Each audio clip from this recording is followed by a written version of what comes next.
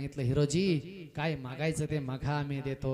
त्यावेळेस हिरोजींनी राजाला सांगितलं राजे मी मागणार आहे पण तुम्ही ज्या वेळेस जगदीश्वराच्या मंदिरात दर्शनाला याल आणि दर्शन करून बाहेर पडाल त्यावेळेस तुम्हाला मी तिथं मागणार आहे।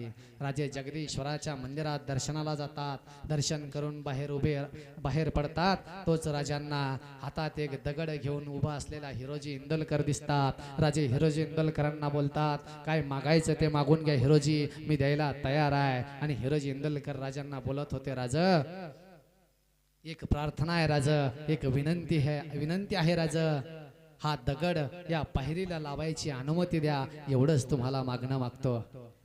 अरे स्वराज्यासाठी 2 गड तुम्ही बांधली, सिंधुदुर्ग सारखा बलाढ्य गड तुम्ही बांधला, रायगडासारखा सुशोभनीय गड तुम्ही बांधला, राजधानीचा गड बांधून तुम्ही पूर्ण केला आणि मागून काय मागताय तर दगड लावायची अनुमती। होय राजा तेवढंच हवंय।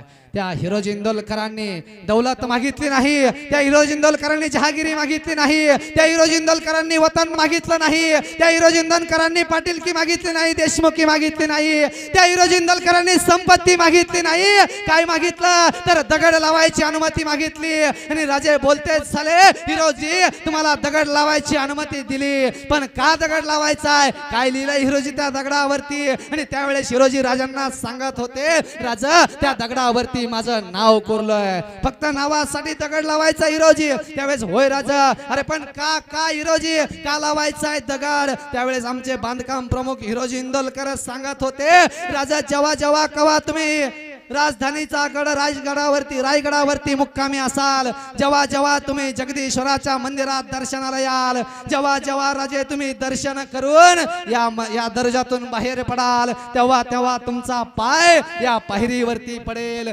जेव्हा तुम्ही दर्शन करून बाहेर पडाल तेव्हा तुमचा पाय या पायरीवरती पडेल, त्या पायाची पायधूळ त्या पायरीवरती पडेल, त्या पायरीवरती माझं नाव असेल, अर्थातच माझ्या नावावरती तुमच्या पायाची पायधूळ पडेल। राजा एवढं भाग्य पदरात टाका। अरे या स्वराज्यासाठी 2-2 किल्ले देणारा हिरोजी काय मागतो राजांना, फक्त नाव कोरण्याची अनुमती।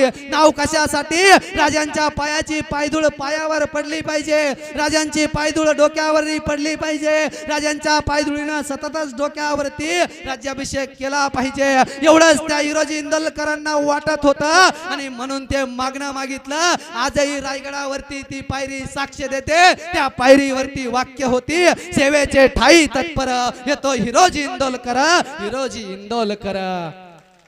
हे देणं